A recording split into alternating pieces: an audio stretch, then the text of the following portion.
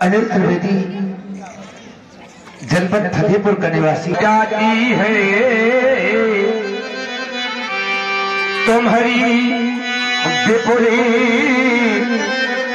व्याख्या में वो माँ विमला भी थक जाती है। हाँ तुमसे कांति शिरोमणि हो, हाँ तुमसे कांति शिरोमणि हो। प्रभु कुली अवतसी शैष की प्रबल और वीर ब्रह्मे चारी अरिमल तको ये परसो प्रचंड पाणी चारंधर दिव्य देव तुम खरे सामने। ये दिव्य देव तुम्हें खरे सामने सेवक करिता सती सती बदल स्वीकारो प्रभु पद बदल। हाँ स्वीकारो प्रभु पदी बदल।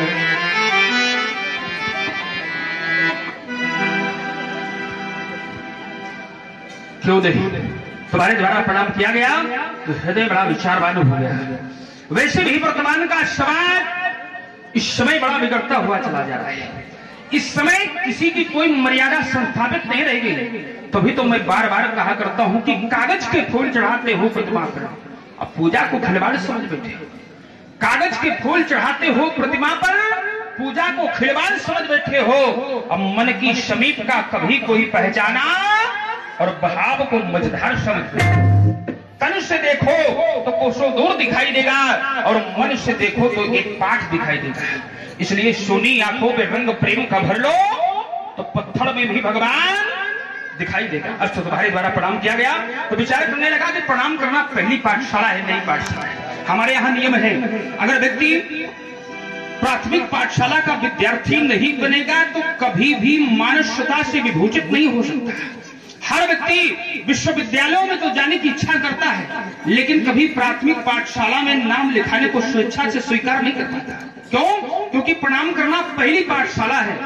हमारे यहाँ यह नियम बनाया गया है, अगर व्यक्ति अपने माता पिता को प्रणाम नहीं कर पाया, आचार्य विद्वान संत ब्राह्मण को प्रणाम नहीं कर पाया, गुरुओं का अभिवादन प्रणाम नहीं कर पाया, तो ईश्वर की यहाँ उसकी उपस्थिति अनिवार्य नहीं है, कोई आवश्यकता नहीं।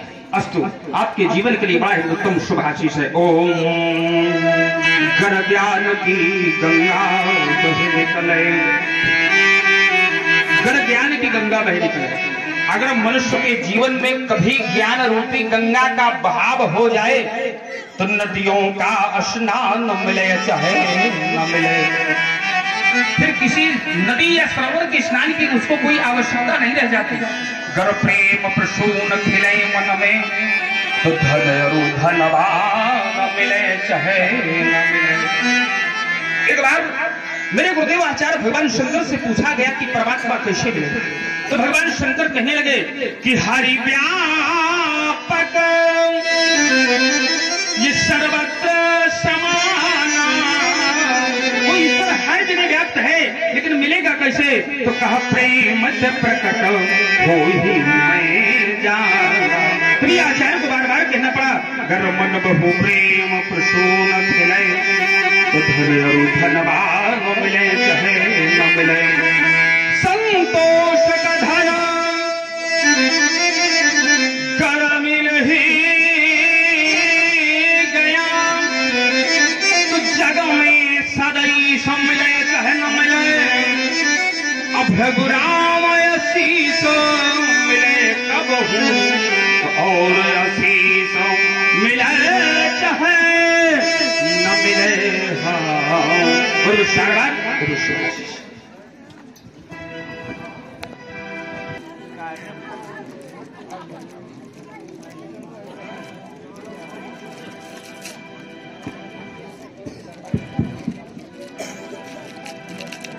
कर्पूर गौरम करुणा। हरिश्चंद्र का वंशधर नहीं है क्या? क्या वर्तमान का देश आचार्य मुद्गल का वंशधर नहीं है क्या? पर क्या हो गया? व्यक्ति अपने विचारों से रसातल की ओर चला जा रहा है, धरातल की ओर चला जा रहा है। और हमारे यहाँ के सिद्धांत कहता है ऐसी ओम ओम गौतम जा बाल व्यास, गौतम जा बाल व्यास वाल्मीकि वामदेव कपिल प्रयाग थे, यहाँ पर संत ज्ञानी थे। नारद से संत सती सीता अनुसुईया सब, हरिश्चंद्र के समान यहाँ सत्यदानी थे। अर्जुन के समान धनुर्धर थे इसी धरती पर। नारद के समान यहाँ श्रेष्ठ मुनि ज्ञानी थे। ऐसा था हमारे देश का अतीत का मंत्र, जाके समीप देवलोक की कहानी है। ऐसा हमारे यहाँ के पूर्वजों के जीवन का चित्र था और उसको सदैव अपने जीवन में अनुसरण करना चाहिए। उन महापुरुषों को सदैव याद करना चाहिए, याद करके उनके द्वारा बताए गए मार्ग पर चलने की चेष्टा करना चाहिए। और नियम ये है। और सुन रहे हैं भार्गव परशुराम जी महाराज की सुंदर वाणी। इसी क्रम में 51 पुष्पमुद्राएं गुप्तदान भगवान परशुराम जी के चरणों में बहुत बहुत धन्यवाद, बहुत बहुत साधुवाद। हमारे यहाँ नियम ये है कि संतों, महापुरुषों और गुरुजनों के द्वारा बताए गए मार्ग पर चलने से जीवन की यात्रा सदैव सुखपूर्वक चला करती है। अस्तु, तुम्हारे जीवन के लिए बड़ा ही शुभाशीष है। वो क्या? ओम गुरु शिवानाथ को भूल जाना नहीं तुम।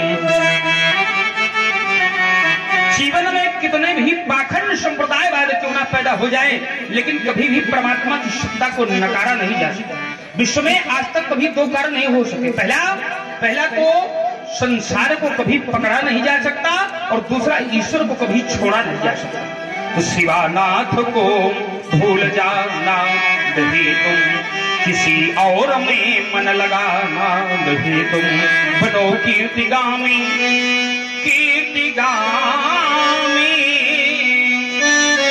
बनो कीर्तिगामी, अपनो ब्रह्म ज्ञानी, कभी माया में जी को लगाना नहीं तुम। बुद्ध सारवाद, बुद्ध सुभाषिस। जनकी बहोरी आय तेरे नाम, आय तेरे नाम। ऐसी शोभ पावन ये बेला श्री प्रभु के दर्शन पाया है। मस्तक पर मेरे सदा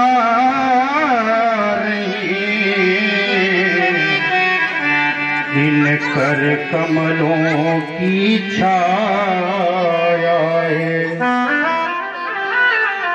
तुम्हें अपने भाग प्रबलता को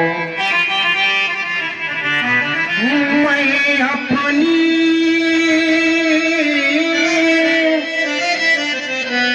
भाग्य प्रबलता को कुछ और नहीं कह पाता हूँ। हे दया धाम, हे त्याग मोर, चरणों में शीश झुकाता हूँ। जन जन की जान को बढ़ा करके धरती में जड़ता और अभिमान को नष्ट करने वाले श्रद्धाज, इस वसुंधरा के मध्य न्याय और नीति को स्वीकार करके राज्य करने वाले जनक, तुम्हारी ओर जब देखता हूं तो विचार करता हूं कि यम नियम आसन प्राणायाम प्रत्याहार धारणा ध्यान और समाधि अष्टांग योगों से विभूषित आचार्य श्रीध्वज, तुम्हारे जीवन काल में कितनी गरिमा, कितनी श्रद्धा, कितनी सहानुभूतिशीलता, कितना शिष्टाचार और कितना साहित्य सृजन, लेकिन फिर भी अपने प्राचीनतम धरातल को स्वीकार करते हुए एक आचार्य को की संत की गरिमा को स्वीकार करने वाले वैभवशाली नेपाल महापुरुषों के जीवन में अग्रगण्य हो तुम्हारा जीवन। तभी तो हमारे भारत के संतों ने, भारत के मनीषियों ने, भारत के आचार्यों ने और भारत के धर्माचार्यों ने जब भी तुम्हारी वंदना किया श्रद्धा, तो अकेले नहीं तुम्हारे परिजनों के समेत तुम्हारी वंदना की गई। ओम प्रणमं परिजन ये सहित विदेहो, तुम्हारे परिजनों की समेत वंदना की गई। अब ये विचार करने की बात है, क्या महाराज जनक में इतना बड़ा गुण है कि उन्होंने अपने पूरे परिजनों की समेत वंदना करा लिया? तो कहा हाँ है। अब गुण क्या है कि पूर्ण नर नारी सुभग सुचि समता, जितने भी इस मैथिली प्रदेश के नर नारी है सभी भागवान है, पवित्र है और संता है। और इतना ही नहीं, ये धर्मशील, सभी धर्मशील है, ज्ञानी गुणवंता, सभी ज्ञानी है और सभी गुणवान है। आचार्य ने तो यहाँ तक कह दिया श्रद्धा कि जो संपदा यहाँ नीच गृह सोहा, जो संपत्ति इस मैथिली प्रदेश से नीच व्यक्ति के घर में। और आप लोग सुन रहे हैं भार्गव श्री प्रसाद जी की अमृतमयी वाणी प्रभावित हुई पृथ्वी पाल जी तारा निवासी आपकी ओर से 21 जोड़ों में प्रेषित है। भैया जी को बहुत बहुत धन्यवाद, साधुवाद। सुने। जो संपदा यह नीच गृह सोहा, उस जो संपत्ति इस मैथिली प्रदेश के नीच से नीच व्यक्ति के घर में है, उस संपत्ति को देख करके तो कहा सो बिलो की सुरनायक मोहा, देवराजेंद्र भी मोहित हो जाते हैं। अब विचार करने की बात है, जहां पर ज्ञानी है, गुणवान है, भागवान है, पवित्र है और संता है, तो वहां पर नीच व्यक्ति कहां से आ गया? तो याद रखिएगा, नीच शब्द किसी जाति विशेष से जुड़ा नहीं है। नीच उसे कहते हैं जो ऊपर से बड़ा बना ठाना दिखाई दे और अंदर से ऊंच निवास, जिसका निवास बड़ा ऊंचा है। और जब उसके कृत्यों की तरफ दृष्टि डाली जाए तो कहा नीच करतूती, तो उसके बड़े मैले होते हैं कि देखी न सका है ये पराव हो। विचार करता हूं, तुम जैसे आचार्यों का जन्म, तुम जैसे धर्माचार्यों का जन्म कदाचित इस भारत वसुंधरा में ना हुआ होता तो हमारे यहाँ के शास्त्र प्रणेताओं को ये सूत्र लिखने को न मिला होता कि महाजन ये नगता शापन था। महान जन वही है जहां से अनेक महान विद्वान निकल जाते हैं। वर्तमान की स्थिति तो ये है कि आज का व्यक्ति वो नहीं करता जो उसको करना चाहिए, वो नहीं मानता जो उसको मानना चाहिए, और वो स्वीकार करने के लिए वो तैयार नहीं जो उसको स्वीकार कर लेना चाहिए। सिरध्वज, तुम्हारे लिए तो विद्वानों ने कह दिया कि योगी नाम जनकाद्या, जनक योगियों में सर्वश्रेष्ठ। और जनक शब्द का अर्थ होता है कि जन नाम ज्ञान का नाम कर्म का, जो ज्ञान और कर्म दोनों में एकात्मकता रखता है उसका नाम है जनक। जन नाम भूमिका का नाम आकाश का, जिसका ज्ञान राज इस वसुंधरा से लेकर के आकाश तक फैल जाए उसका नाम है जनक। जन नाम प्रजा का नाम पालन करने वाले का, जो अपनी प्रजा का पुत्र की तरह से पालन करता हो उसका नाम है जनक। और जन नाम भूमिका का नाम कर्षण का, जिसके भूमि के कर्षण से कन्या का जन्म हो जाए उसका नाम, थोड़ा जोर से बोलते भी जाओ लगे कि बढ़िया श्रोता बैठे। और आचार्य कहते हैं जी ओम, जो गौरव गरिमा ज्ञान बढ़ावे वही जनक है।